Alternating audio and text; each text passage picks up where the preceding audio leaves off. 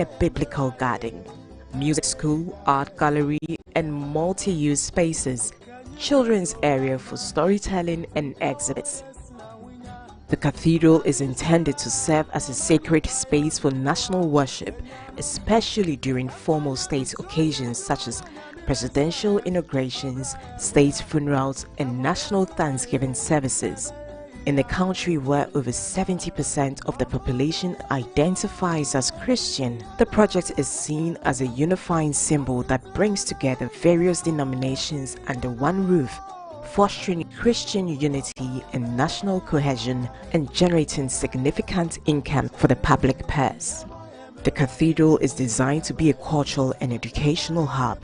It will house Africa's first Bible museum and a biblical garden, showcasing the role of Africa and Africans in biblical history. These features aim to position Ghana as a center for religious scholarship and pilgrimage, potentially attracting visitors from across the continent and the diaspora.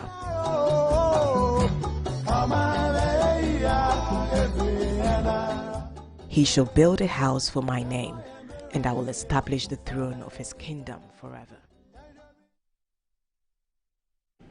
I have to say that Diego Jota did not die in a plane crash. He died in a car crash in Spain last night. Sorry about saying a plane crash. It's still very devastating.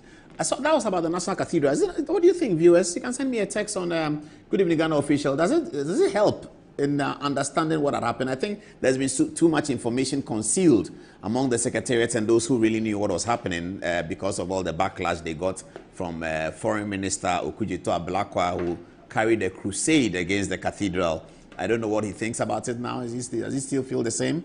He hasn't granted any interview yet, but perhaps they should ask him what he feels about it. But this is a good start. Now, I was glancing through social media, as I often do, when I noticed that KSM, the celebrated broadcaster and satirist, had taken up an issue that concerns me and concerns every young man. He was talking about Ato Essien. Have a listen to KSM. Have a listen. Mr. President, I beg you, please, this man, in my view, has been wronged. He is languishing in jail. Folks, if you go and visit Ato right now, the man is in a wheelchair. He had an accident while in jail, and I think he had a very, very severe spinal injury. So right now, the man is in extremely bad shape. He's in a wheelchair. And the wheelchair is not because he's in a wheelchair keke.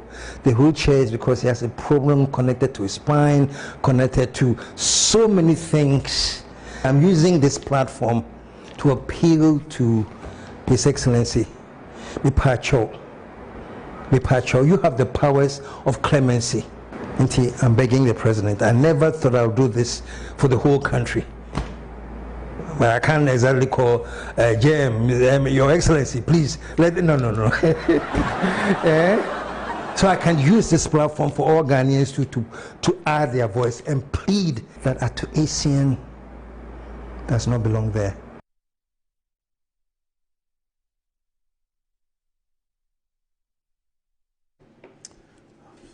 So Ato Essien is here. Ato, God be with you. We are praying with you, and hopefully President Mahama will consider it's not just KSM who has spoken about this to President Mahama. KSM has done it publicly, but I think there are many people. The guy was said that he decided to pay some of the money himself. He's paid as much as 30-something million Ghana cedis. He couldn't raise the rest, and so the courts convicted him as he was told they will. But at this stage, his health is failing. He's a young man. Ato is 40-something, and his health is failing. He has a backbone that doesn't work.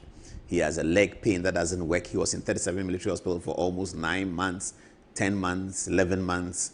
Now he's back at Nkrumah prison. Anybody who has any power, please, they should. I saw President Mahama go to the prison the other day. He visited the prison. It was a very good thing. I didn't know whether he got wind of it or whether they told him or something, but this is a big matter. This is a young 40-something-year-old man, and he's done so much. He's innovated things in the banking sector. He may have wronged one way or the other. The corrections have been done. we plead that he is still willing to pay the money. He's still willing to pay what is left. But he says that in prison, he cannot work. He can't do anything to pay. And so if he will be given the opportunity to at least come and look after his health, and he's not going to run away anywhere. We all know him. We all know where he lives. We know where he is. He's not going to run away anywhere. So we plead that. I know Thaddeus Sori has been doing legal representation for him, and I'm sure Thaddeus has good officers to be able to get some of these pardons done. So, Mr. Essien, we pray for you. We pray for his family, and we hope that we will hear very good news about Ato Essien very, very soon. Anyway, now let's get to the first controversial matter before. This is Dr. Kwame Nkrumah, and tonight we have quite a, you're going to spend a lot of time in court issues. Adu Boahen, swearing in of Supreme Court judges, all related to court. Agrada, also court. So we're going to do quite a bit of court issues. When we get to Agrada, a lawyer, a Japan, is going to come in to explain to us what has happened. Okay. This is Osaje for Dr. Kwame Nkrumah. This is Alex Kwesi, his foreign minister at the time the coup occurred. Now, I like watching this historian on GTV. Fantastic man. He's a lawyer and a historian. He gives us history. Everyone who knows me knows that I love history. This guy is a proper historian. I was just worried about how he was taken in and taken over by the Justice Talk or No conversation. And so on Ghana television, when they were analyzing the Justice Talk or No's press conference, and Justice Talk or No had talked about Major Aqua. By the way, all those who saw me in traffic and gave me thumbs up for the High Court judge's presentation, thank you very much. I've had so many. And my driver will tell me he's talking to you, and you said that he's sure he's talking about the judges thing. Wednesday, everywhere I went, I saw people, they said, oh, that was fantastic.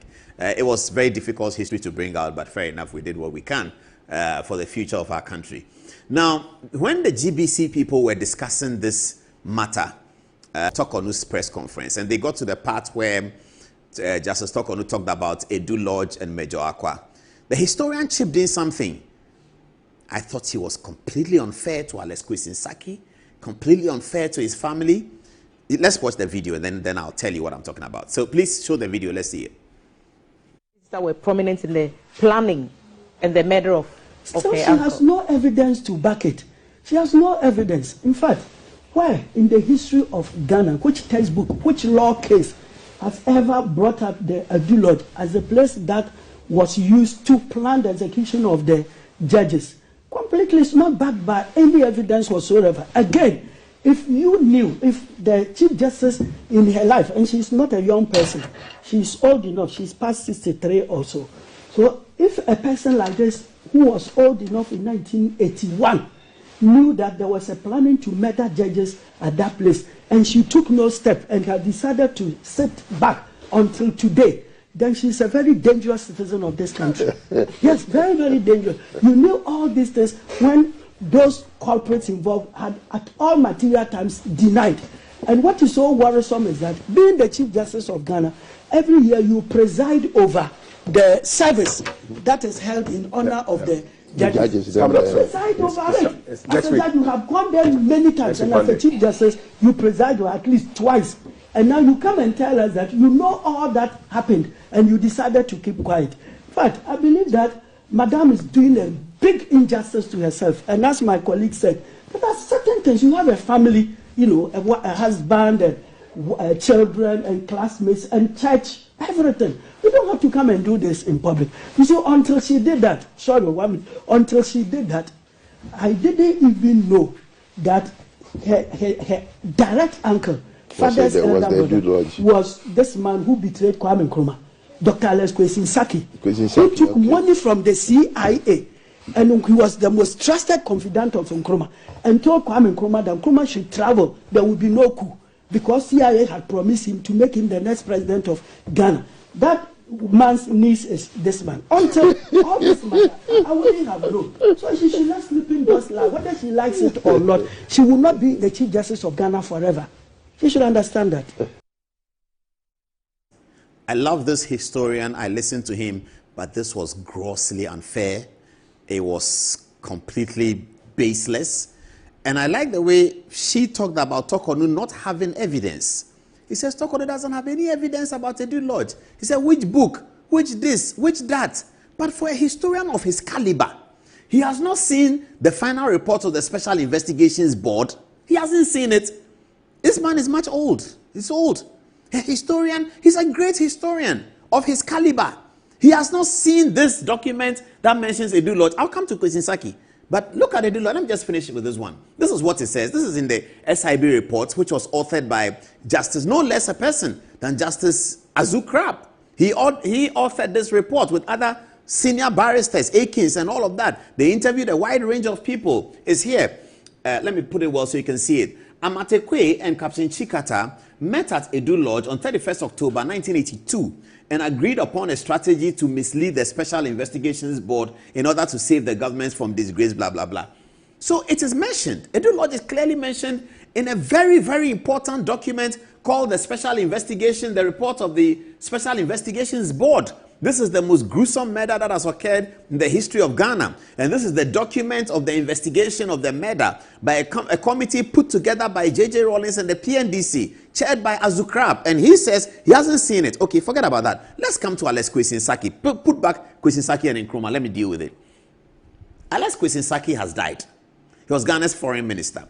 You come and sit on TV and say that he took $1 million from CIA to betray the Osajefo with absolutely no evidence, no basis. You just say it.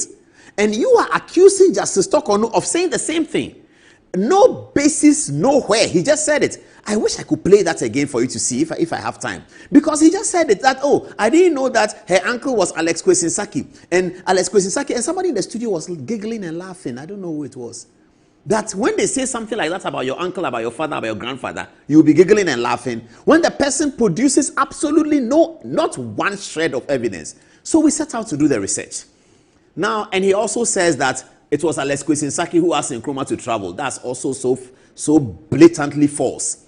Nkrumah had been invited by the United Nations to become a mediator in the Vietnam crisis. So it has nothing to do with Alex Kwesi Saki telling Nkrumah that you should travel and there will be no coup. That's so childish. Sounds like a conversation of 9-year-olds. Travel, there will be no coup. Is that how presidents travel? Presidents travel, there will be no coup. President don't travel, there will be coup. But Nkrumah has written extensively about his life. He has written extensively about his deeds. So a historian of that caliber, I thought that you would go and read the document. This is The Dark Days in Ghana, one of the few books that Nkrumah expressly describes all the events that occurred around the coup and around his travel. So Nkrumah had traveled to go and do something very, very important of global consequence. And then you sit on TV and say, Alex Kwesi Saki took $1 million. Oh my goodness, I'm so sad. If you know him, tell him we beg. We love his history. Distortion is the enemy of history. Distortion is the enemy of history. It's not good at all. He shouldn't do that. I want to be a historian too. And I try to make sure that I don't distort. You have to go to the facts and deal with the facts as it is. Especially, so you cannot come and say, Alex Kwesi Saki took $1 million. You just say it on Ghana television. Nothing, you don't provide a shred of evidence. And you say it and walk away with it. I'm challenging him. He should bring the evidence that shows that Alex Kwesi Saki did whatever. I'm not a CPP person. I don't even know Alex Kwesi Saki. I never met him. Of course, he died before I was born, I'm sure. But that's not the point. It is about the distortion of national history, about which all of us ought to be very passionate. Now, let's go to the Dark Days in Ghana and see the things Nkrumah said. First, about Alex Kwesi Saki. And secondly, about the so-called CIA money. Nkrumah talks about the money and names the people who Nkrumah alleges were to benefit from that money. Nkrumah names them. I'm totally disappointed that a historian of that caliber has not read the Dark Days in Ghana to be able to make important points on television. So all the history that he's been talking about, should we take him serious? I like the way he articulates, and I love his history. But I'm beginning to be worried that if the history he's been talking about is not based on any research, and he just comes to talk, then there's a problem, a real problem that Ghana television should be dealing with. A historian sits on the state broadcaster and talks about Ghana's history anyhow. All right, what did Nkrumah say? Let's check it out. Yes, this is the book, The Dark Days in Ghana. So, thank you. The Dark Days in Ghana is written by Osajefo. Let's go to the details then. All right. Now, we start from how the news of the coup broke to the Osajefo. He says, the news brought to me by the Chinese ambassador in Accra, who had gone on ahead to Peking to meet me and to be with me during my visit to China. He had just accompanied Prime Minister Chu and other officials when they welcomed us at the airport. And he had come straight on out of the government house where I was staying. I remember his exact words. Quote, "Mr. President, I have bad news. There has been a coup d'etat in Ghana." I was taking a brief rest after the long flight from Rangoon and wondered if I had heard him correctly. "What did you say?" Nkrumah asked. "A coup d'etat in Ghana?" And it goes on. "Impossible, I said," Nkrumah speaking. Quote again, "But yes, it is possible. These things do happen. They are in the nature of the revolutionary struggle." This is Nkrumah talking. "I learned later that the Chinese welcoming party had known about events in Ghana when I stepped from the aircraft at Peking. But the characteristic courtesy had waited to break the news to me privately. My first reaction was to return immediately to Accra. If the VC-10 of Ghana Airways, in which we had traveled most of the way, had been at Peking, I would have embarked at once. But we had left it behind in Rangoon and had continued to Peking in an aircraft sent by the Chinese government. I knew that to avoid unnecessary bloodshed, I would have to be back in Ghana within 24 hours, and this was clearly impossible. I decided, therefore, to make an immediate statement to the Ghanaian people and to fight back on African soil just as soon as my host could make the necessary travel arrangements. As I discussed the news from Ghana with 22 officials accompanying me, among them Alex Kwesinsaki, Foreign Minister, Kwesi Ama, Minister of Trade, M.F. Dayanan, Ambassador Extraordinaire in charge of African Affairs, J.E. Bosman, Ambassador to the UK, F. Arkest, Ghana's Permanent Representative at the United Nations, I was somewhat disappointed to note their reaction. At a time like this, I would have expected them to show courage and fortitude, but most of them were frightened. Kwesinsaki, for example, developed diarrhea and must have visited the lavatory about 20 times that day. Their obvious dismay was in striking contrast to the calmness and courage of the 66 other personnel, the security officers, and the members of my personal secretariat. These were men. Compared with them, the politicians were old women. So this is part one. Nkrumah describes the reaction of Alex Kwesinsaki and others. Note also that Nkrumah traveled with more than 70 people for one trip. The president of Ghana. Today we say president is traveling. Yeah, that's Nkrumah did that. He traveled. You saw it. 66 security. 66. They were all in the Ghana Airways. They flew to Peking. Sergeant for Dr. Kwame Nkrumah, the president. Anyway, that's a side issue. So Nkrumah now describes Alex Kwesinsaki and says that he lacked courage. He didn't say that he took 1 million from anybody. But I'll get to the millions. And Nkrumah talks about the millions as well. I'm going to get there. So please tell the historian that he should just read the dark days in Ghana and correct himself and stop saying false things about people who have died and giving bad press to their families and all of that. People who have served Ghana, you don't come and sit on TV and say they've done something that you have no basis to say they've done. So Nkrumah says, Alex Kwesinsaki went to the lavatory. He was frightened. The same man that they say he took 1 million for the coup to happen, he was frightened and he went to the lavatory several times. Okay, next agenda is here. Nkrumah says, with Alex Kwesinsaki, I will deal later. Kwesi Ama settled down in London, blah, blah, blah. I won't read all that. It's about Alex Kwesinsaki. So he said, with Alex Kwesinsaki, I will deal with later. And he does the later in the book. On page 49 of Dark Days in Ghana, he talks about the money. Here we go. Do we have it? Okay, it's still about, it says Kwesinsaki as foreign minister was entrusted with a very important mission. He was to go to Addis Ababa to represent the legal government of Ghana at the OAU Conference of Foreign Ministers due to open within a few days. Instead of rising to the occasion and accepting this great challenge and responsibility, he went to Accra and offered his services to the neo-colonialist puppets, the so-called National Liberation Council. The latter, it seems, made little use of him. Traitors have no friends. So Alex Kwesinsaki was supposed to go to the African Union Conference and to represent the government that had been seemingly overthrown by the coup d'etat in Ghana.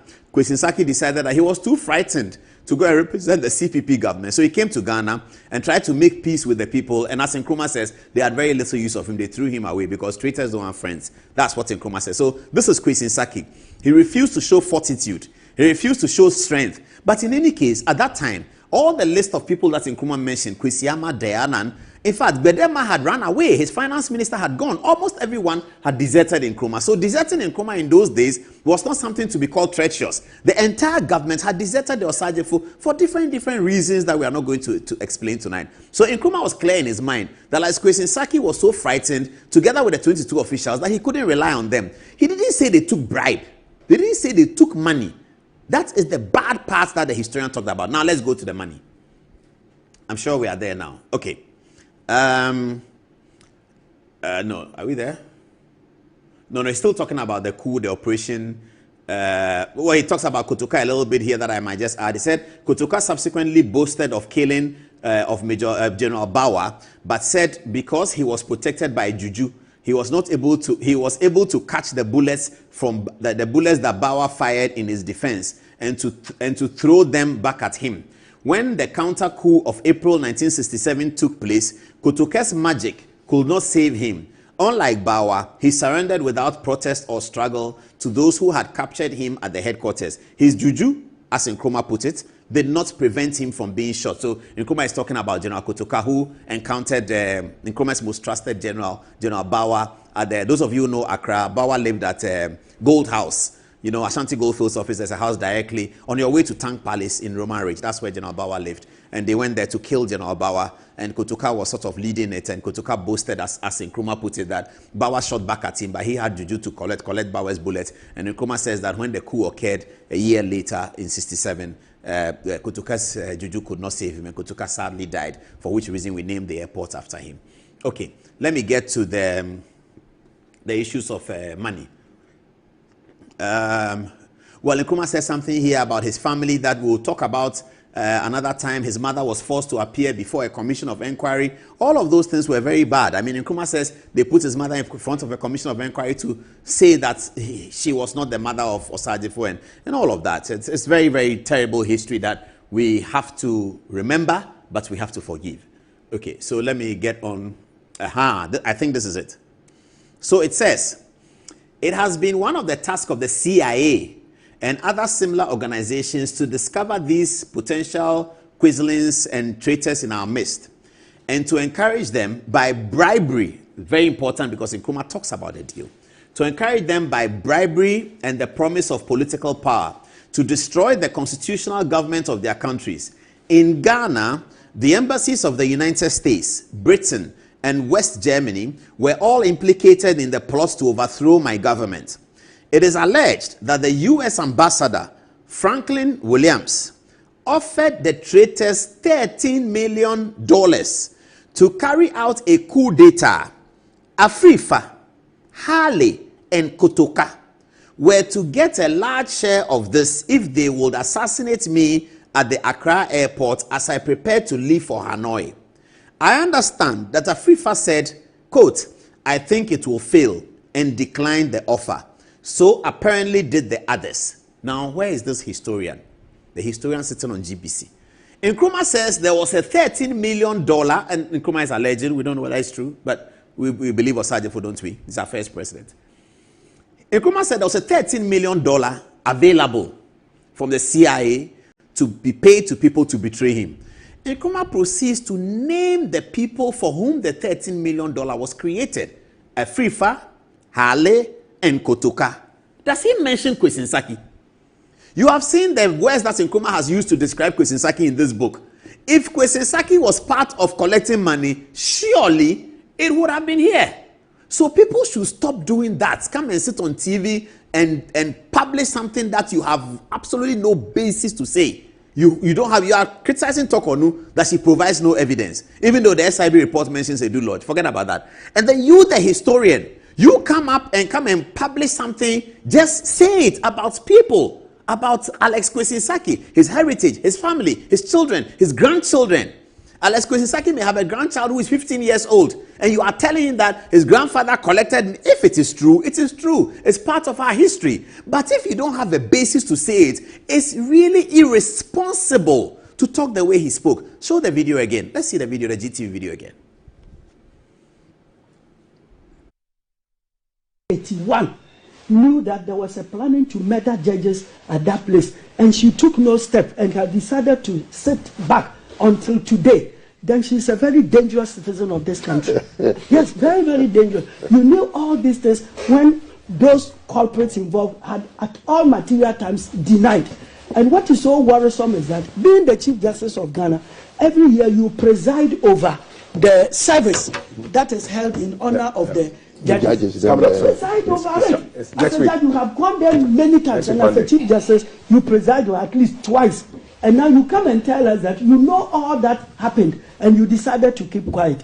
But I believe that Madame is doing a big injustice to herself. And as my colleague said, there are certain things. You have a family, you know, a husband, and children, and classmates, and church, everything. You don't have to come and do this in public. You see, until she did that, until she did that, I didn't even know that her direct uncle, father's elder brother, was this man who betrayed Kwame Nkrumah, Dr. Alex Kwesi. He took money from the CIA, and he was the most trusted confidant of Nkrumah, and told Kwame Nkrumah that Nkrumah should travel, there would be no coup, because CIA had promised him to make him the next president of Ghana. That man's niece is this man. Until all this matter, I wouldn't have known. So she should not sleep in those lies. Whether she likes it or not, she will not be the Chief Justice of Ghana forever.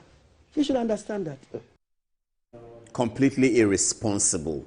How can you make a statement without any evidence alleging that somebody had taken 1 million or millions of dollars, whatever it is, to overthrow somebody, and the CIA promised him that they will make him president? Through what election? Through the coup? What was he talking about? These are the kinds of things. He's a very good historian. I always listen to him. Anytime I see his video, I watch. In fact, when I know he's going on GTV, I switch in the morning to GTV to watch Cafe Day, and then I listen to him. He's great. During the election, he had a lot to say about history. He's very good. This one was terribly disappointing, and anyone who knows him should tell him that no. Get to the dark days in Ghana on page 49. Nkrumah explains what the millions of dollars there was for. He names 3 people who were supposed to benefit from the millions of dollars. Nkrumah does not name Alex Kwesi. Nkrumah will definitely have more information than the historian sitting in the studio, because it was about him, and he wrote an entire book about it. So please, the book is here. You can get copies. Contact us. We'll give you. We can just photocopy for you. I think it's out of print. It's a PANAF. It's a PANAF publication. PANAF is a UK-based book publisher. And most of PANAF published most of Nkrumah's book, and they did this one as well. Please, let's get the history straight and stop these kinds of things. It's not good. It's not good at all. The fact that Rollins said we should stop learning history in the school, we shouldn't also take advantage of it and just say anything at all, because we know that people are not learning history. If people were learning history in their schools at class 6, JSS 1, JSS 2, somebody would have told, hey, this man is not speaking the truth. That's not what Nkrumah said. It's not recorded anywhere. There's no document anywhere that Alex Kwesi took CIA money in. No. CIA may have been involved in the coup. There's no doubt about it. We have put out a documentary where an American expert is saying that the CIA were definitely part of the coup. Yes, nobody's doubting that. But the fact that you say that Alex Kwesi took money is wrong. You don't have any basis to say that. Anyway, time is running fast. Let's get on to the big issues. Do you have any text messages on these ones so far? All right, let's take it, and then we come to Adu Boahen in court and show you why Ato Essien is livid about the judge. Let me start with, so let's start with Kobe? Okay, Kobe, you first. All right, so thank you, Paul. Yao February says, people have been skewing history to suit their favorites. So when someone is saying Kwesi betrayed Dr. Kwame Nkrumah of his coup removal as a head of state, we should not be surprised, but search for the right source, like Mr. Paul is doing tonight. Tadrakuwari says, Paul, you have really shamed this man. Let him do his research very well before he speaks. All these guys shouldn't be invited on public TV. Ebenezer Alotia says, this thing has been long overdue. We always allow the lies to trend and sit in the minds of Ghanaians before the facts come out. Now finally, Master Planner Jr. from Kintampo says, historian Papa Ben, emotional history inquirer. I am so surprised that a national television like GTV allows this kind of commentary on their show. They need to come out as soon as possible to issue a disclaimer and also disassociate themselves from these palpable lies. History and hunger doesn't match. What do you have for us, Ella? Right, this one is from Osei Shifman. He says, in fact, I'm pretty glad that you have exposed the lies and mischief of this so-called historian who keeps distorting history. Once people like you are around, we are always assured of the truth. No wonder Good Evening Ghana continues to lead and others follow. I could hear the other ignorant panelists laughing at his lies. I'm very sorry. Hashtag say no to fake historians. This one is from Toby. He said, who the hell is he? You described him as a historian, yet he doesn't know the basic facts, as you have already told us. Yet he insists that he was a good historian. Note that in Ghana, if you're able to speak to the confusion of many, you are considered intelligent and knowledgeable. Clearly, he is not well read. Interesting. This one is from Kofi. He says, this Alo historian is just fooling. He's trying to wipe the history of Dankwa with his fake narrative. Yao says, people have been skewing history to suit their favorites. So when someone is saying Kwesi betrayed Dr. Nkrumah because of his coup as head of state, we should not be surprised, but search for the right source like Mr. Paul is doing tonight. And this one, lastly from Bennett Allen, he says, Paul, the national historian. All right, back to you. Somebody sends me a text, no number, no name on my phone. I think his name is, the name on the Truecaller says Skelly Dread. He says, Paul, congratulations for the work, but the book is can be downloaded. It says search and download Dark Days in Ghana, and you can get it. And he's writing to us from Washington, D.C. It must be afternoon in Washington, D.C. I'm happy that any Ghanaian is sitting in Washington, D.C. and watching us. You feel good about that, don't we? We really feel good about it. Okay. But when history gets distorted, I get emotional about it, so I'm sorry about it. Okay. Whoa. So the Adu Boahen trial is going on, and let me just put it in proper context. So Adu Boahen has been arrested and charged for misappropriation of state funds, etc., etc. Yeah, let me stand here so you can see Atachia's face. He's been charged for misappropriation of state funds, isn't it? Okay. Now, Adu Boahen says he did not misappropriate state funds. That as a national security agent, they use money to do different kinds of things. And if you take the national security account, you will find that historically and almost everywhere in the world, that's how national securities work. They use classifications. So you may see that they gave money to X and they actually gave the money to Y. You may see they use money for W and they actually use it for V, etc., etc. Now, Adu Boahen wrote a letter to the National Security Coordinator, informing him that the way the trial is going to proceed, he might be compelled to breach their code by coming into court, into the witness box, to announce certain payments that had been made onto certain events that the people of Ghana, we the ordinary people of Ghana, should not really know. Because if we get to know, it might reduce the effectiveness of the national security operations. Now, when that letter was written, all hell broke loose, isn't it? So people say, Okay. Now, we know that consultations began among some current and past security heads who have run the national security for a while. We are told that those meetings perhaps are still going on, but they are all concerned about the extent of information that can be given to the general public relating to national security matters. In fact, in the acts that establish the National Signals Bureau, there's a portion there that when people go rogue as security people, there's a way in which there's an internal disciplinary system within the national security apparatus to deal with it. It is said that that section was put there in the law because it was intended to prevent, it's almost like in camera, it was intended to prevent the general public from knowing in such detail why a security person has been punished or has not been punished, what he did or what he didn't do. Because if your peers are conducting a disciplinary action, they know what the classification means. You cannot tell them, if you're talking to me, you can say anything, I will believe it. But if you are talking to your peers, they know what the classification is. So the law that Parliament passed said that when such people, those who operate the national security, go wrong, or as they put it in their terms, go rogue, you know how to punish them. It was the intention of Council Atachian that if indeed Kwabena Adu Boahen had gone rogue, the first people who would have called him to order, given that Kwabena Adu Boahen still works with the National Security, he still works with the Signals Bureau, he's just not the director anymore because that's the prerogative of the president. But he still works with the National Security apparatus, so that's a civil service job, it's not a political job. So he's still a staff. So he could have been called to order and treated according to the act that Parliament passed. Anyway, it appeared all that was went on to deaf ears. So then the trial, the case management process starts, and then the trial is about to start. At the beginning of the trial, the learned Attorney General here, Justice Sremsai, produces a document. That document is the National Security Operational Accounts, beginning 2017 and ending 2024. Observers and lawyers looked at the document and believed they could easily see where Sremsai is going. Sremsai is hoping to urge on the court that this is the correct National Security Operational Account, and that whatever Kwabena Adu Boahen is saying, if it is not found here, then he is not being truthful to the court.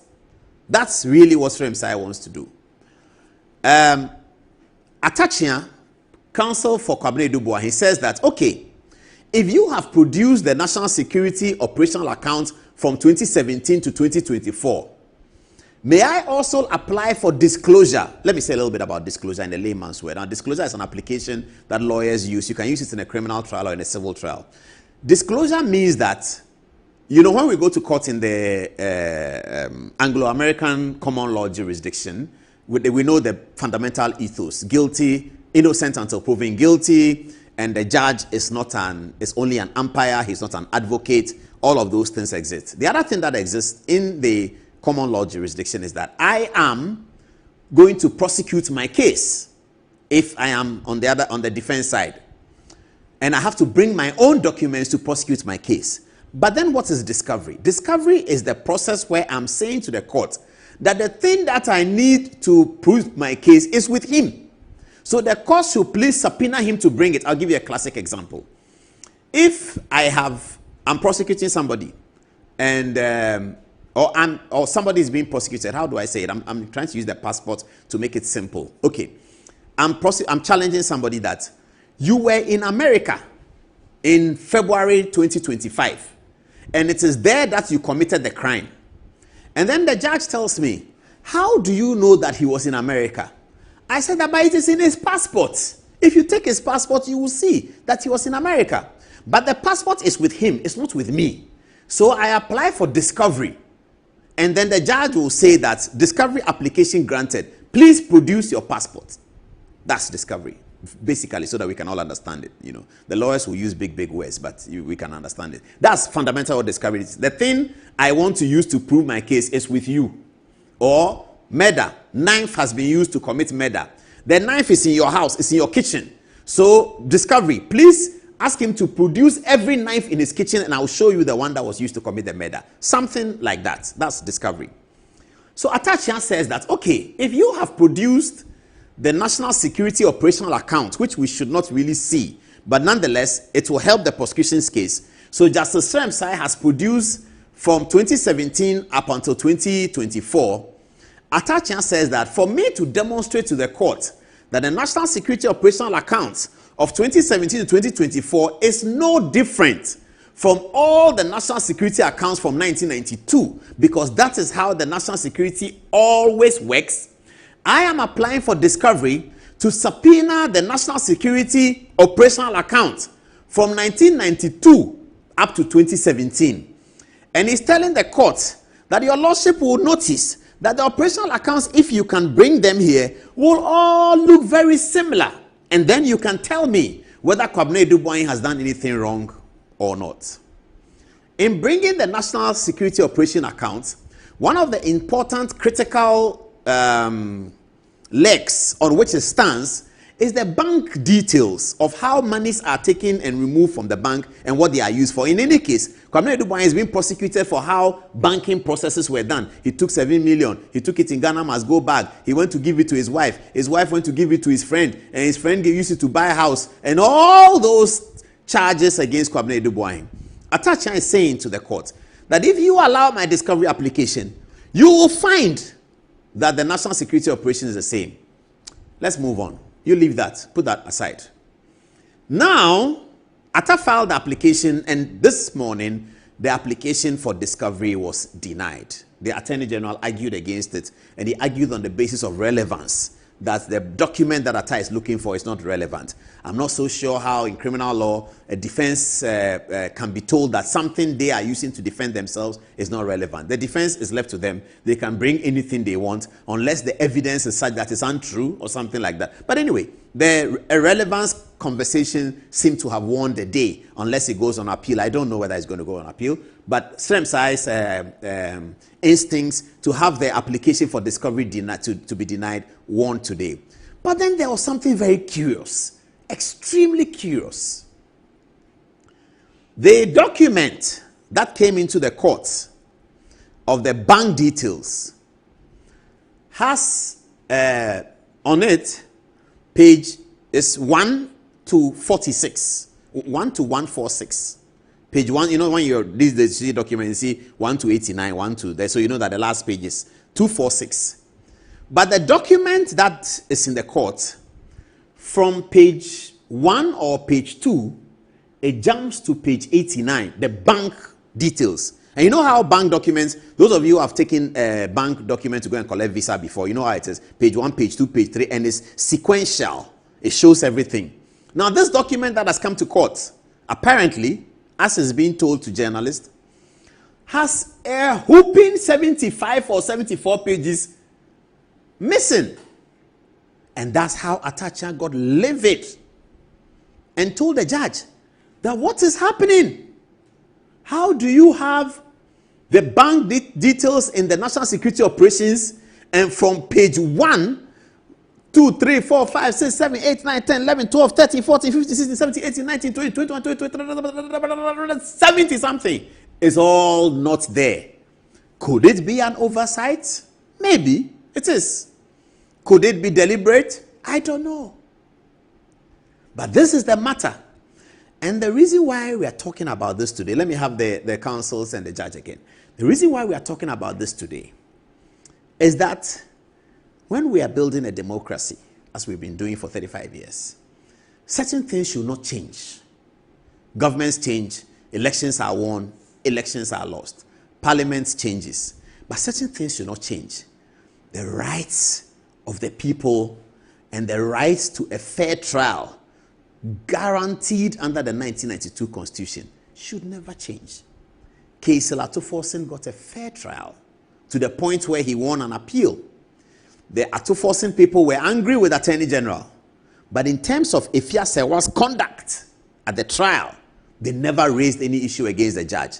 They were satisfied that they got a fair trial. Justice Opuni got a fair trial. Is he Justice? Mr. Opuni, Cocoa Board. He got a fair trial to the point where he even was winning Supreme Court interlocutory applications. Fair trial.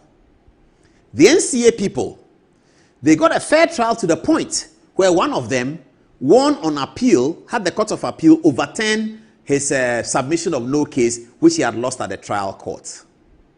So we all thought that we had come to a certain position with fair trial. It is very, very important for all those people who are young in government and those who are old in government, that certain things about the democracy, we don't touch it. You can fight, we can fight, we can. You know, when we started talking about warrant, when people are going to arrest, they don't have warrant. Have you seen that now? They all have warrants. Did you listen to Lydia Donko's press conference, the CIA? He said when they went to Masoko Fijuma, they had a warrant. So they are procuring warrants before they go. It's a step in the right direction. And the fair trial is not in favor of anyone. It is in favor of all of us. When anybody is arrested in England, it does not occur to him that he will not have a fair trial. Nobody in England thinks about that. Whether you are the biggest enemy of the government, nobody in America thinks that I will not have a fair trial. Donald Trump, when he was being prosecuted under the Democrats, he was confident that he would get a fair trial. He was sure. He knew that this prosecution had been occasioned by Joe Biden. He used to call him Sleepy Joe. We cannot call him like that. He's the president of the United States of America. It's Joe Biden. So, but Donald Trump was sure that he would get a fair trial. No Ghanaian should go through a process and think and wonder and worry whether he is going to get a fair trial or not. Whether he is going to get a fair trial or not. The other day, I was with the old Attorney General, and people were asking him that you are prosecuting case Ato Essien. Why are you not prosecuting the one who gave the legal opinion on which Ato Essien relied? And I remember very well what he said, that you cannot punish an Attorney General for doing his work and offering a legal opinion. It is the way in which the legal opinion is applied is what we are dealing with. Guess who had done the legal opinion? Dominic Ayini.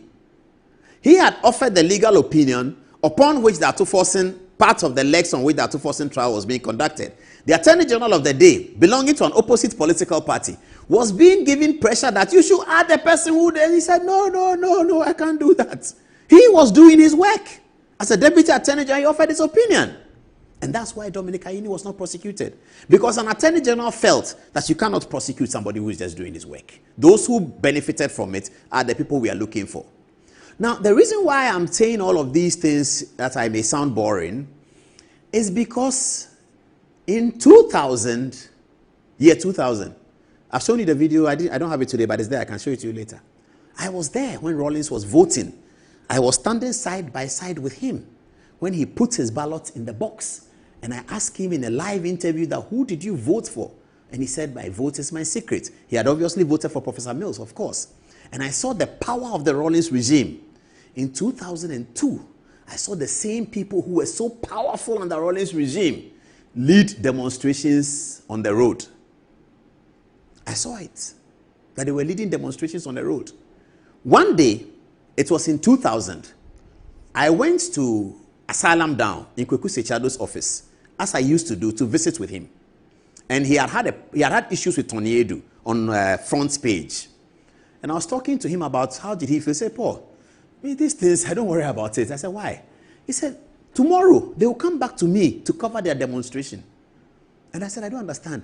He said, these politicians, but they can lose election tomorrow. There's an election this year. Do you know who is going to win? I said, I don't know. He said, yes. Tomorrow, these same people will come back to me that I should come and cover their demonstrations. I left the conversation. 2003, Tony Edu was holding a yellow gallon in the Ato Essien group, Kwesi Price group, whatever they called it, Alliance for something or something. They were holding yellow gallons and they were demonstrating against Kufuor. And I remembered what Kweku Sechado said, that these powerful men are on the street demonstrating. So I saw that. I saw Kufuor's administration. In 2008, in the election, I was right there with Nanado, fighting for power and supporting his agenda. Mills won the election. And some of the people who had been very powerful in Kufuor's administration, I saw what happened to them. One of them, whose name I won't mention, I got a phone call from him about 10th January 2009, very early. And he said, Paul, me airport, me too kind, then I heard another slap, pow, I said, hey, what's happening? Then I put the phone down, I called my head, he said, Charlie, we have to go to the airport. So and so is being attacked. This was a very powerful minister 2 months ago. I saw it. 2009. Need I say more? In the same NDC, between 2011 and 2013, we saw people fall from up to zero in the same NDC administration. I saw it. Then came the John Mahama administration. 2017, we saw people who had national security consequence fall from zero to this. The reason why that happens is because there's political change. If we continue to do it like this, the reprisals will continue. But if we set some standards, as I saw the former Attorney General do, in refusing to prosecute the Attorney General who rendered the opinion that on the basis of legal principle you can't prosecute, then we will go somewhere. This kind of prosecution, which makes the person feels that I'm getting if Adu Boahen has done something wrong, he goes through a trial process. The trial process, the criminal procedure will bring it out, and you can't punish him. Agrada is gone to jail today, as in see, unfortunately. So you don't need to do anything to put Adu Boahen in jail. You just have to give a fair trial, because viewers, I'm telling you, we can be sitting here and we will all go on Ghana Web one day and we will see that the president-elect has appointed Adu Boahen as the national security coordinator. that day may come, and people's eyes will start falling off their head. The same Kwabena Adu Boahen, we could be sitting here, and we will see on Ghana Web, Adu Boahen appointed National Security Coordinator. They will say, President-elect, speaking to the media in front of Jubilee House, announced that he has appointed Kwabena Adu Boahen as the National Security Coordinator. What will happen to those who have taken him through an unfair process? What will happen? We were sitting here when we heard that Attorney General Dominic Ayeni has discontinued the matter involving Governor Essien, former governor of the Bank of Ghana. The next day, we heard President John Dramani Mahama has appointed Essien as the governor of the Bank of Ghana. It has happened. You don't know tomorrow, because this is politics. As for election, you can win it by 5 billion and lose it by 5 billion. In any case, have we not been in Ghana? The same people who have lost election are the same people who have won it. When Akufo-Addo lost election, they laughed at him. He is short. He can never be president. He's a Chebi man. His family, there is scarce. Dankwa didn't become president. Oforiatta didn't become president. He will never be president. He will never be. He will never be. He will never be. Today, Akufo-Addo is former president 2 terms. They say he will never be president 2 terms. 2 terms. And he won until John Mahamma's recent victory. The biggest victory. 2016, John Mahama lost. There were NDC people who said, it's John Mahama who has caused us a defeat. Look at the thing he was doing. Look at Dumso. Look at all these people. Look at this. Look at that. And John Mahama, dear, no. John Mahama can be president of Ghana again. MPP people said it. Today, John Mahama is president of Ghana again. So, let us all be careful. Let's keep the standards, and the things that we cannot touch, let's leave it. And let's touch the things we can touch. President can appoint his people. He will never appoint an MPP person. We are not going to ask him to appoint an MPP anybody. He has to appoint his people. He has the power. He has to deal with it. He changes holiday. Akufo-Addo came and put a 4th August there. Somebody comes and removes 4th August. No problem. But criminal procedure, let us keep it so that people don't feel that the system is working against me. Because that system can come back into the hands of the person against whom it is being used. That same system. I won't say much. I'll leave it there. Let's go to the photographs of the Indian Prime Minister and then see what we got. I like the guy, man. When he spoke to Parliament, Charlie, the guy was so smooth. And this is the Indian Prime Minister being met by John Dramani Mahama at the airport, Kotoka International Airport. I like the young lady who gave him the bouquet. The Indian Prime Minister here taking the national salute of India, assisted by John Dramani Mahama, whose cap is very beautiful. It combines the national colors in a certain way. Yeah, the military detachment, I believe they are from 5BN. They are always my people, the military people. They are always my people. And this is John Dramani Mahama and the Indian Prime Minister. An Indian Prime Minister has not visited in, they said, some 30 years or so. President Mahama and the Indian Prime Minister over here. Let's go on to more photographs. They were admiring the beautiful wall hangings at the presidential villa. Now, this is very important. President John Mahama gives the Indian Prime Minister the highest honor of Ghana. Then I think there was dinner at which I saw Foreign Minister resplendently dressed. This is Professor Jenano Pokwajeman, the Vice President, also engaging the Indian Prime Minister. Do they have more photographs? Maybe they don't. So that's the Indian Prime Minister's work. We come later tonight to the Supreme Court judges who have been sworn in today, 7 of them. And then we have Musa Dankwa's exciting polls that we are going to deal with, Agrada and 24-hour economy. Let's take a break and listen to the social media messages. There's a video ready. There's a video on the Indian Prime Minister. I think President Mahama said some nice things about him, or he was speaking in, no, he was speaking in Parliament. Yes, the video is about how our MPs dressed, some of them dressed like Indian, just to give the Indian Prime Minister a home feeling when he was addressing the Ghanaian Parliament. I think that was very, very good. Let's have a look at it. To suspend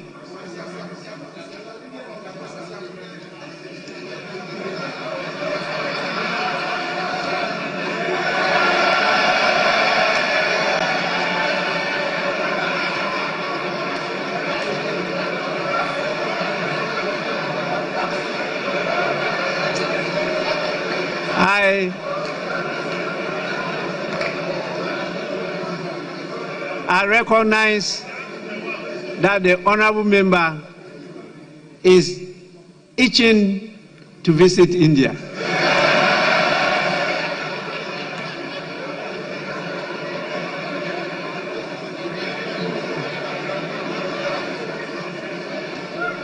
I want to assure you that I will not hold my pen from approving your bill.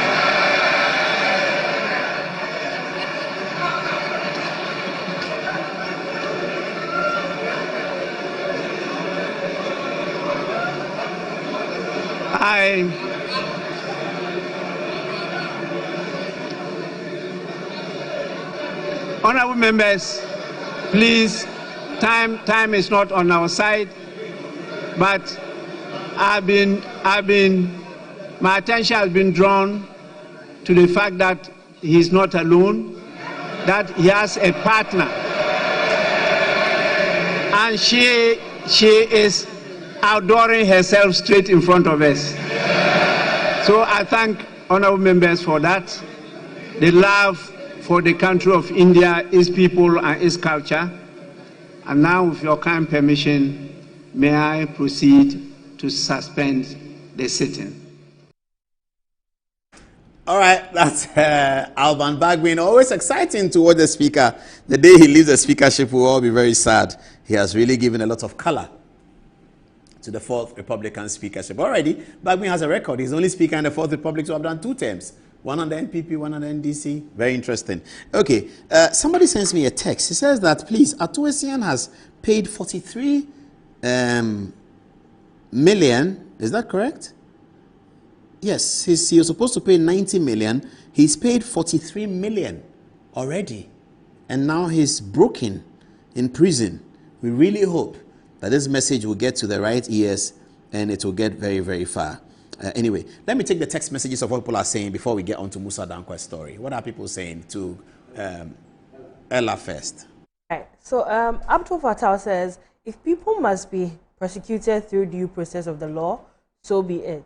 Osai says, Paul, this is the judiciary that Mahama promised to reset, and we should not be surprised about some of these trials this time. This is the change Ghanaians voted for. When the gods want to kill you, they will first make you mad. An Akan proverb. May God save our land and save the judiciary under the NDC. Lastly, Yao says, a lot of Ghanaians do not know how national security disperses funds and operates in investigation. So it is difficult for people to understand what Mr. Kwabena's position is on the charges of misappropriation of state funds and money laundering. It will be good for the AG to take a second look at the deal and how it can be taken out of court as a matter of national security rather than litigation that may expose the activities of the national security and pose a threat to the country as a whole. What do you have for us? All right, so Moses Achampong says, what will the state lose if the Attorney General is made to produce the document lawyer Ato Essien is requesting? Shame on the judge who is sitting on the case. Now, regarding the historian, Kwesi Wesiako says, that day I was listening to lawyer Anoche. I felt so sad. Is this how hollow this historian is? We all knew that Edu Lodge featured in the murder of the judges. He should come out to apologize to CJ Tokunu and his family. Now, finally, Dixon Desire says, Apostle Paul, kindly pardon me to use your word to appeal to the Energy Minister, Honorable John Jinapor, that in the Upper West region, it's not just about doing so, but serious low voltage. We are suffering and the low voltage is destroying a lot of our appliances.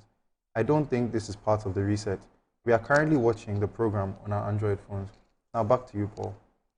Yes, Justice D. F. Anand did 2 terms. Somebody's just sending me a text to correct that. Justice D. F. Anand truly did 2 terms, but because the first term was boycotted, I'm sure that's why it's got out of my mind. So Bagbin has done 2 terms. Justice G. F. Anand did 2 terms from 1992 up until 2000. Okay, let's get on to, do we have a tribute for Diego Jota? I think we do. But let's get back onto the touchscreen and look at Musa Dankwa's research, which is showing a Ambassador Musa Dankwa comes up with something else, new research here, and voters' preference for MPP leadership, he says. I've not looked at the details, so I don't know the sample size and all of that. Musa Dankwa was heavily criticized for his sample size. He's been on a back and forth with Miracles Abuaje on social media. I'm sure that you've seen it. Okay. So he says that voters' preference for the MPP leadership has Mahamudu Bawumia leading at 56%. It's followed by Kennedy Ohine Japan at 23%. It's followed by Osei Yaweduchum at 9%. It's followed by Patrick Yabuama, who is yet to indicate his role, yet to indicate his intention in the whole thing. Brian Achampong has indicated his intention. He's been doing quite well on the social media with the videos he put up, speaking in Ghana, Ewe and all that, and showing himself as a youngest person. Brian invited journalists to his home, and I was one of those. I remember I had a very good time with Kojo Angson. We sat together, we were gossiping throughout. Kojo Angson, how are you? Samson Ladi was there too, and Winston. We had a very nice time that day, engaging with Brian, and there were other journalists there. And Brian spoke very well. He spoke passionately. He spoke about what he's done with the party. So Brian has really launched his campaign, and he's really in there. I'm surprised that Brian finds himself behind Patrick Boama, who is actually yet to say anything about anything. So, and then he says others is 5%. Kwabene Japan is yet to launch. I think I hear that he's going to launch. Joe Garte does not even show up in the whole race, which I'm not too sure. I mean, if this survey went to Western region, you would have found some people talking about Joe Garte for sure. But this is what Musa Dankwa says. And until it changes, we will have to look at it like that. 56% Mahamudu Bawumia, 23% Kennedy Ohine Japan, 9% Osei Yaweduchum in the third position. Patrick Yabuama, 4% when he has not said he's doing anything. And Brian Achampong, who has said a lot about what he's doing. People think that Brian is really the dark horse in the race. Everyone believes that the race is between Mahamudu Bawumia and Kennedy Japan. Why do they believe so? That's how the last race ended. The last race ended with Mahamudu Bawumia number 1, Kennedy Japan number 2. So if there's a race that both of them are involved, you would assume that they will be the two front runners. People think that Seduchum is third, Brian is third, whatever it is. But Musa Dankwa's most revealing part of the research is Patrick Boama, who has said nothing. He's not said he's doing anything, but he's already quite popular among 4% of the voters. We'll leave it here. Let's see. Does the NDC one follows? Absolutely it does. That also has a shocker in there. It has Idrisu Haruna at 27%. 1 percentage point ahead of Johnson Asiedu Nkatia. Now, Idrisu Haruna has not said that he's running for anything. He's not said he's running for anything. I heard that he's being prepared to be the most viable running mate of whoever wins. Because whoever wins, if it's a southerner, is always going to go for a running mate from the north. And Idrisu Haruna is in pole position to become that person in the north. So that's Idrisu Haruna.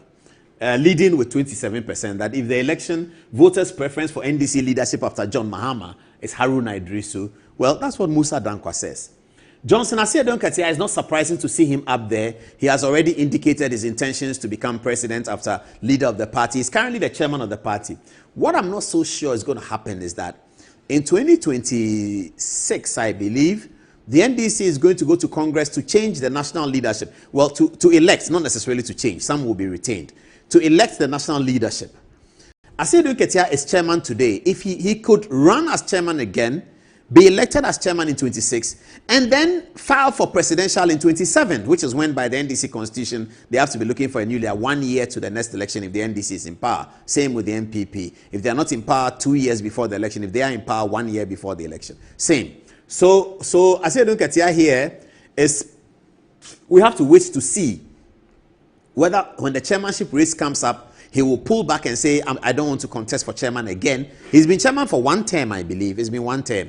So I don't know what he's going to say. But he may pull out, he may not pull out. Those who know him have told me that he will not pull out. He will run as chairman. He will win the chairmanship. Then in 27, he will step down from chairman to be presidential aspirant candidate and see if he can win. Ato Essien, on the account of the economic situation, which sometimes I saw a post by Manasseh today, which said that prices have gone up in Bolga market. Then I see another post by somebody in Sunyani market. Says Manasseh says prices have gone down in Bolga market. Then I see another post in Sunyani market says prices are the same or they've gone up. I see a post says that cement has gone down. Then I see another post says that cement has gone up. I really don't know what is happening. I asked the people in my house. They say plantain is not in season, so plantain is way up there. It's really confusing to determine whether the prices in the markets have really gone down. As a result of that, last Monday, we commissioned the research for 8 to 10 days. When it comes back, we will actually know where we are on the matter. But that's case Ato Essien. Also ahead of Chief of Staff Julius Deborah, for whom many have indicated a preference. Many in the NDC have indicated a preference for Julius Deborah to come after President John Dramani Mahama. In fact, during the run-up to 2024, there were those who expressed the interest that Julius Deborah must become the running mate instead of Professor Jenano Opoku-Agyeman to whip up higher sentiments and get the NDC a resounding victory. It didn't happen. Jenano Opoku-Agyeman was on the ballot and the NDC got a resounding victory. Anyway, so Julius is at 11. Okuyeto Ablakwa, our foreign minister, is at 8. Dr. Rawlings, who has just been overlooked for all the ministerial positions, it was hoping that she'd get the Minister of Health. Grace Ayonsu got it, so Zaneto is not in the first team. And President Mahama has said he may be doing some changes. And learning from the Akufo-Addo experience, I am sure that President Mahama will do a major reshuffle at some point, because the Akufo-Addo lack of reshuffle appeared to have affected the enthusiasm within the MPP people, culminating and contributing to the 2.1 million voters who did not turn up to vote. So President Mahama observing that, I believe that he's going to do a reshuffle. So we just have to say that Zaneto is not being part of the first line of ministers. We don't know what is going to happen next. Others are 3%. So this is what Musa Dankwa says are voters' preferences for the MPP and the NDC. Okay. Perhaps it's time to bring in my director for us to look at Agrada. Oh, you want me to do the Supreme Court, isn't it? Do you have a video of the Supreme Court situation, the judges? If you have a video of it, you do have a video. Let's watch the video first, and then 7 Supreme Court judges were sworn in today. And there is a video that everyone was sending to me. President John Dramani Mahama, speaking as in the opposition, said that he, based on the recommendations of the Constitution Review Committee of Professor Mills, which was chaired by Justice Fiajo and secretaried by Professor Raymond Atuguba, based on that recommendation, they wanted the Supreme Court to have a cap of 15 judges. The video says that President Mahama said in the video that he was going to have 15 judges. He's being criticized today for having 20 judges when he said he was going to have 15 by adding 7 to 13. They thought that he should have added 2 to bring it to 15. Supporters of President Mahama say that, well, he said he's going to have 15 judges. Maybe he said by the end of his term. So some are going to retire and some are going to fix, and then by the end of his term, he will have 15 judges. We will look as part of this presentation on which Supreme Court judge is retiring when, so that we can get a sense of it. But first, let's see President Mahama. And even the issue of capping the number of judges. The Constitutional Review Committee recommended that we cap Supreme Court judges at 15. And so the issue of capping the Supreme Court is not for the Chief Justice to say. We will resurrect the Constitutional Review process when I become president. And when we do that, we will put it to the Ghanaian people whether we should retain the 15, whether we should reduce it, or whether we should increase it. And even the issue of capping the number of judges. The Constitutional Review Committee recommended that we cap Supreme Court judges at 15. And so the issue of capping the Supreme Court is not for the Chief Justice to say. We will resurrect the Constitutional Review process when I become president. And when we do that, we will put it to the Ghanaian people whether we should retain the 15, whether we should reduce it, or whether we should increase it. Okay, so perhaps President Mahama is saying that the Constitutional Review Committee, which is working with Professor Kwesi Prempeh, perhaps will give a recommendation. But now, though, let's look at the judges who made the list today. Professor Sir Justice Dennis Ejay made the list today to the Supreme Court. Mr. Justice Gabriel Subari made the Supreme Court today. You have Justice Akabuafo. Justice Akabuafo is very new at the Court of Appeal. He was appointed by Akufo-Addo to the Court of Appeal just about 2 years ago, and he's been very fortunate to get an elevation to the Supreme Court. Congratulations, my lord. And then you have Justice Senyo Jamefe, who has been at the Court of Appeal for quite long. Some lawyers were unhappy that Jamefe has been there. I have to say that lawyer Moses Fuamoni has always been calling me anytime there was a Supreme Court. Say, Paul, tell the old man, Justice Jamefe is still at the Court of Appeal. He's a great judge. Tell the old man. And I said, Moses, I will organize so that you go and tell him yourself. He said, send me Godfrey's number. Send me Godfrey's number. Let me call him. Justice Jamefe should be on the Supreme Court. That's Moses Fuamweni and the conversations we used to have. We started having conversations again. Moses is a great brain. One of the finest brains that we have in Ghana is Moses Fuamweni. So congratulations, Justice Senor Jamefe. And Justice Philip Bright Mensah is also just recently come into the court. And people have been giggling and whispering that Justice Bright Mensah is being rewarded for being one of the 2 judges who overturned the Ato Essien submission of no case, etc., etc. I'm not sure it's because of that. I'm not sure. Judges do their work, and you can always make the linkages you want. But the power of the president to appoint judges is sacrosanct. It's in the Constitution. You can interpret it however you want. But Justice Bright Mensah is on the Supreme Court now. Congratulations, my lord. And then you have Justice Hafisa Amali Boba, who is also, it's always delightful to see women climb up, but Justice Hafisa has also been on the Court of Appeal for a very short time, and then now she's gone up to the Supreme Court by elevation. Congratulations, Your Lordship. And then you have Justice Janapari Battles Kojo, who is also now a member of the Supreme Court. Altogether right now, we have 20 Supreme Court justices. Oh, my pen is gone here. Okay, they'll fix it for me when you are not watching. Altogether, there are about 20 Supreme Court judges. Please, lawyer, come, get ready. Let's deal with it. There are about 20. No, it's okay. I can hold this one. Don't worry about the pen. There are about 20 Supreme Court judges now in violation of President Mohammed's ambition to have 15 judges. But he said it's the Constitutional Review Committee. So now let's talk about the sad case, Agrada, as Lawyer Preku joins me. Yes, thank you for the pen. So I'm sure they're going to change this so we change can the picture to Agrada's picture. Yeah, they're going to do that if they could. Yes, there you go. So what has happened?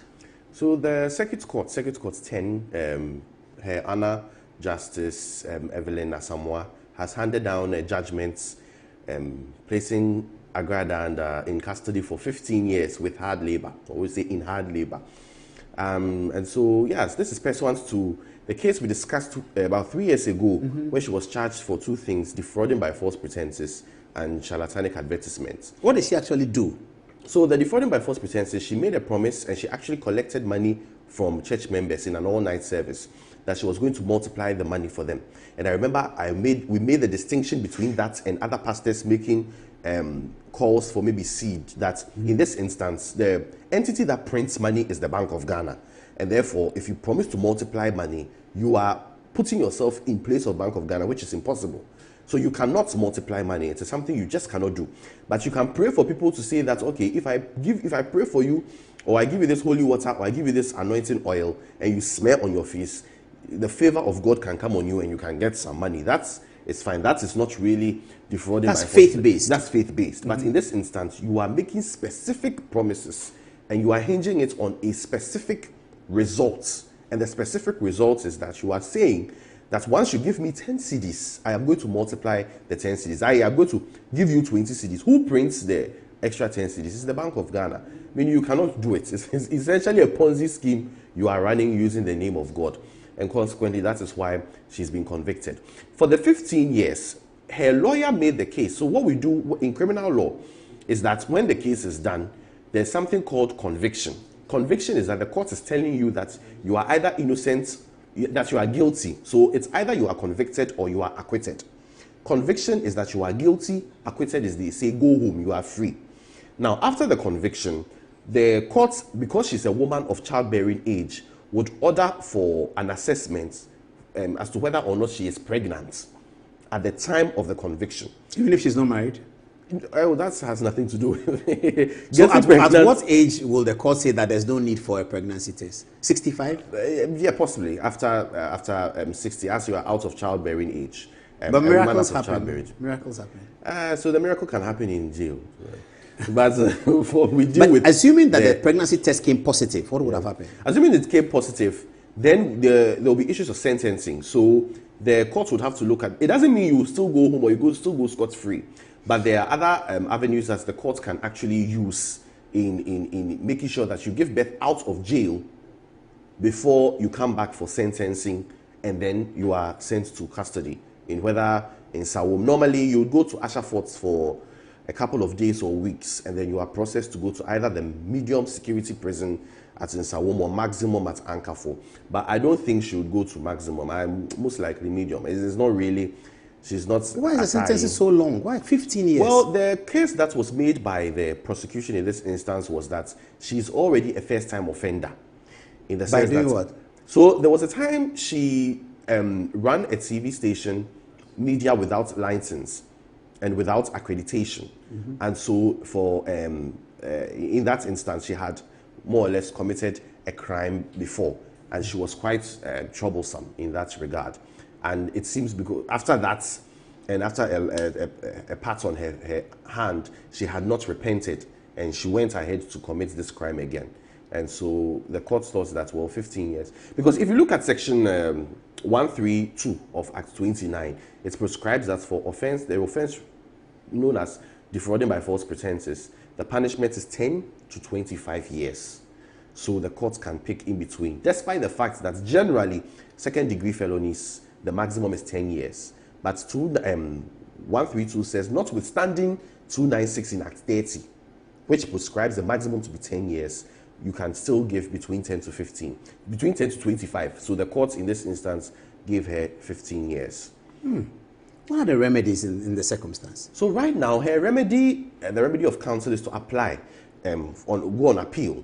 In this instance, because it was a circuit court, she can appeal to the High Court. Now, when she appeals to the High Court, her lawyers can do what we call bail pending appeal.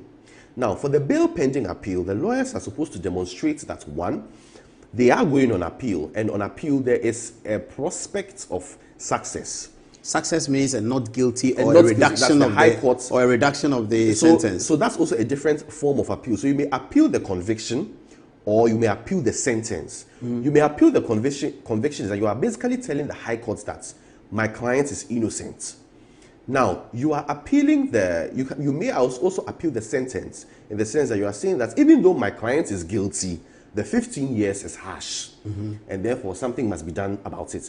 You remember Robert Mensah, the footballer, who had gotten the opportunity to go abroad and play football for one of the... I like the way you say it, and that's why I appreciate you, because when Robert Mensah died, I wasn't born, you were not born. And you're asking me if I remember Robert Mensah. He died in 1971. He played for Asante Kotoko. Yes. But you read about it. Yes. The guy who stabbed him to death in Tema. You know about it? Yes. So you went very well. I think, last time, he was in Ghana having fun with friends before he goes. Then two people were fighting, Melfa and one other person. So he comes in trying to settle the fight. And the one who Robert Mensah accidentally killed charged at him with a broken bottle.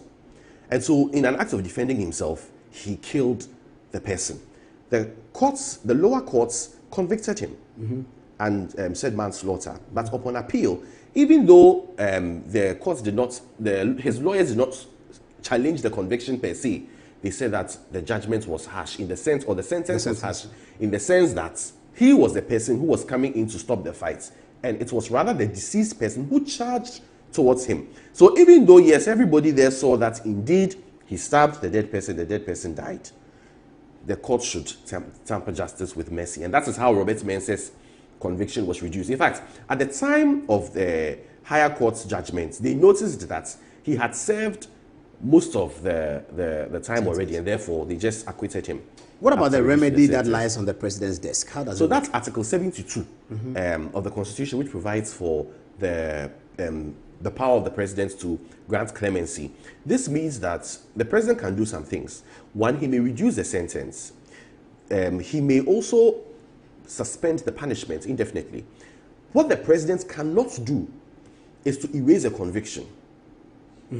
So, even if President Mahama, as a result of the hug he shared with Nana Agrada, and in the spirit of Thanksgiving service, in the spirit of Thanksgiving of 1st July, on 1st July, decides to say that, you let her go out of custody, she is still going to be recorded as an ex-convict, which means that she may not be available for certain ministerial things in the future, positions, ministerial positions, parliamentary even positions. a director. Act 992, the Companies Act, has provided for that if you are convicted of certain offences relating to honesty, propriety, monetary issues, defrauding by force, you cannot be a director of any company. Be a director of a company. So you may not be in custody in cells, though, but you will still have the tag of. All we need right now for Agrada is to be taken out of the cells to continue to do her work in honesty. That's all we need. In honesty? Yeah, honesty. But she stopped that. I mean, since the last time, since she stopped, over the last 2 years, she doesn't do Sika Gari. She just has an acidic tongue and she insults quite a bit, which she should stop. Yeah, yes. But really, she doesn't defraud people. I don't know. I don't think she does. Oh, but the multiplication of money, promising. But she's still doing it. No, I'm saying then. I'm talking of the charge. Yeah, that one may lie. That one may lie. But, yes, but right now, done it, we can't say that's because you killed someone in 2020 and you were convicted in 2025. Therefore, we should let you go because you stopped killing people. Well, I'm saying that part of what should go through the president's mind in suspending the sentence, punishment, okay, is that she's not dangerous to the society. I mean, she creates some fun for some people. Oh, yes. We use our videos here. People watch and they are laughing. When we use her videos, our views are going up. So really, I think that President Mahama should. Is this something the vice president can do on behalf of the president? No, it's vested in the president. In fact, there may even be a debate if the vice president acting as a president, can do it, sworn in, can do it. Because my philosophy is that the whole purpose of a vice president acting in the stead of a president is for limited functions. I don't think the vice president can act.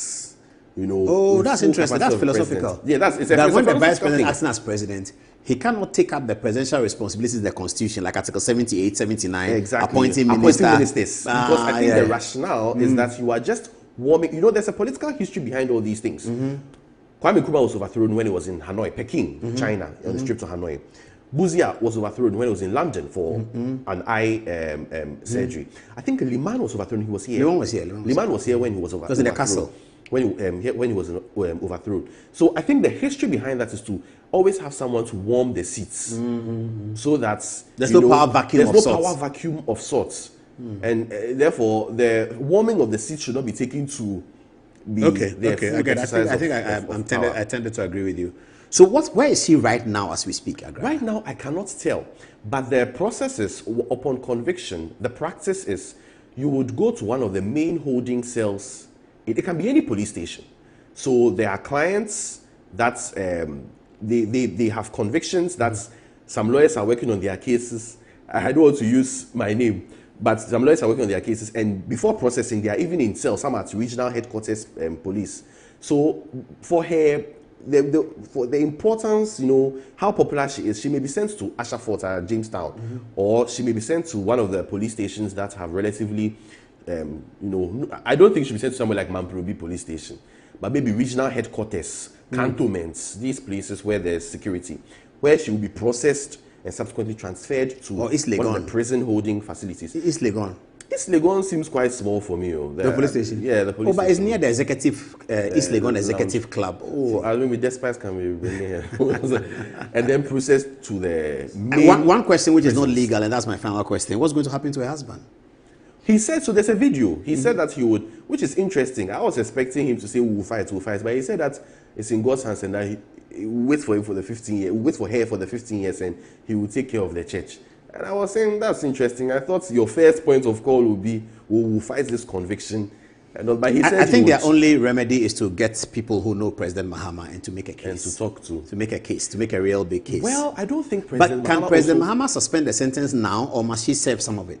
That was the debate we were having. I am not aware as to whether she should serve a substantial portion. Remember that during the Muntie 3, it was said that they have served half the sentence already. They had been incarcerated for a month. Yes. And that it was due for president to come in. So we have to check the law in that regard. And viewers, those of you who know the law, you can tell us. 72 doesn't really... share the law with us if you know the law and what it says. Article 72 doesn't really give the details in that regard as to the number of days that a person should serve a sentence before he or she... Oh, it doesn't? Yes, it doesn't. It just says the president has that power to grant clemency in those specific instances. So maybe there may be conventions. But I also don't think President Mahama would because if you look at particularly here in opposition, talking about the fact that NDC lawyers should get ready so that it comes to take the bench, and then many of these things, CJ Tokolu suspension. It seems I have even some friends USA that the BBC reported the president suspends chief justice. They really didn't give the nuance. The president suspends chief justice.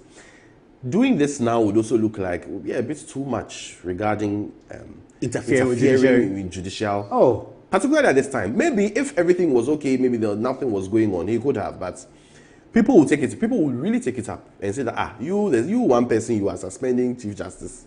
You the same person, you've made comments against chief justice in the past, judiciary in the opposition, and you the same person, you also. So I think that's a political. Agrada is a nobody. She's not a politician. She's not a, she's not a threat to anybody. Or somebody who could take, that amount of money from. But have those people been compensated? For criminal law, victims. Criminal law doesn't concern compensation. Criminal law looks at the conviction of the person. So what they should have done was to sue her in another remedy, maybe breach of contract. Maybe they had, oral contracts are legally enforceable. And so once she contracted to them, that also would not be enforceable, because a contract for you to duplicate money for me, clearly you should have seen. Contract, yeah, absolutely. You should have clearly seen it's not a contract. My goodness, so this is sad. These are it's one of those things. But did she not know that on Thursday it was judgment day for her when she felt so excited that her lawyers had assured her that there will be no problem. There will be no problem. Maybe they made. I'm sure they made submissions in courts. They did well and all that. But in court cases, it can go left or right. That it depends on God and the judge. Okay, we've done 10 minutes. Thank you very much. Let's go to text messages now and see what people are saying about this famous Agrada matter. Let me start with Kobe. Kobe, what are people saying? People. So I'll be starting with Yao February. He says that Mr. Sami Jemfi's dollar gift to Nana Agrada and her invitation by government at the National Prayer and Thanksgiving service were all for the preparation to the 15 years imprisonment sentence by the court. Now Moses Champong says the circuit court judge got it wrong. Agrada's lawyer should mount an appeal to overturn the ruling. The judge should have asked her to pay a fine. Again from Yao February, this is the final text. If NPP is appointing Supreme Court judges, President John Mahama and NDC see it as a way of packing the Supreme Court. But when it is the NDC appointing Supreme Court judges, it is to cover backlog cases. We congratulate all the 7 Supreme Court judges sworn in by President John Mahama. Our candid advice for them is to deliver their mandates and discretion without arbitrary, capricious, and biasness. Now, what do you have for us, Ella? All right, so this one's from Abdul Razak. He says, good evening, Paul. In fact, your show is an eye-opener. We need to commend you on your excellent analysis and insight on matters of national interest. Raphael says, 3 principles on which the state must run: science, law, and religion. This one is from YPW. He says, instead of asking for clemency for people, we should develop the prisons to a level where it is very, very habitable, not like some jungle. If you give clemency to one person because they are ill, then anyone with a headache deserves clemency as well. Develop the prison to a state which can house all and new politicians and politically exposed persons. Letitia says, Paul, and this one is about the lawyer and the historian. Paul, I'm surprised to listen to this historian. He's a very, very deep CPP man and has shown his hatred for the UP tradition over the years. His history telling is always against UP tradition, and I'm surprised you even know him. Lastly, from Gemma, he says, Paul, Agrada has offended a lot of people with her Sikagari in Sotum since 2005, and she has influenced young people to murder the young boy in Kaswa. We cannot comment on the last statement, but that is what we have from Gemma. Back to you, Paul. Oh, well, I'm getting text messages from many senior lawyers. One says that the president may pardon without conditions. If you are pardoned without conditions, it's as though you were never convicted. And it says that the amount of money involved is 541 cedis. And he says to this end, the conviction could easily be overturned.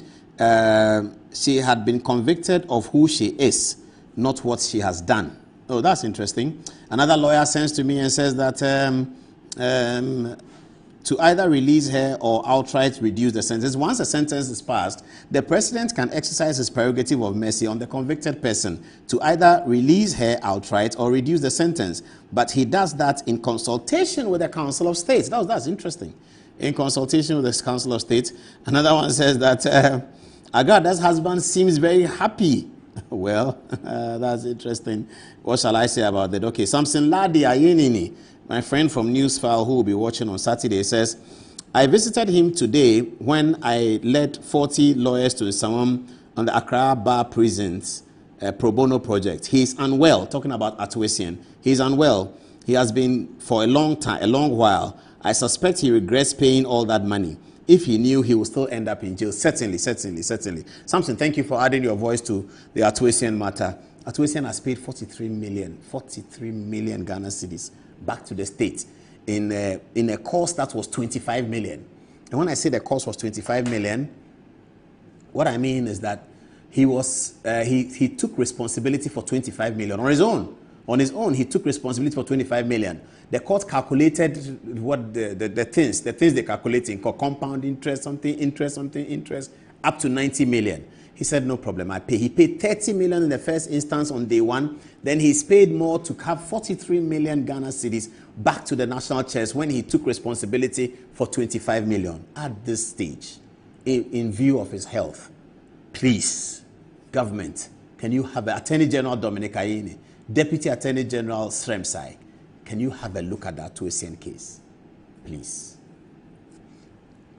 That will be it for Good Evening Ghana tonight. Thank you very much. 24-hour economy will come back next week on the bill, or maybe at the weekend. Keep your eye on our Facebook page. We'll probably do an expose on it. We wanted to talk about the Holiday Act as well, but we always run out of time. We always run out of time. Good night.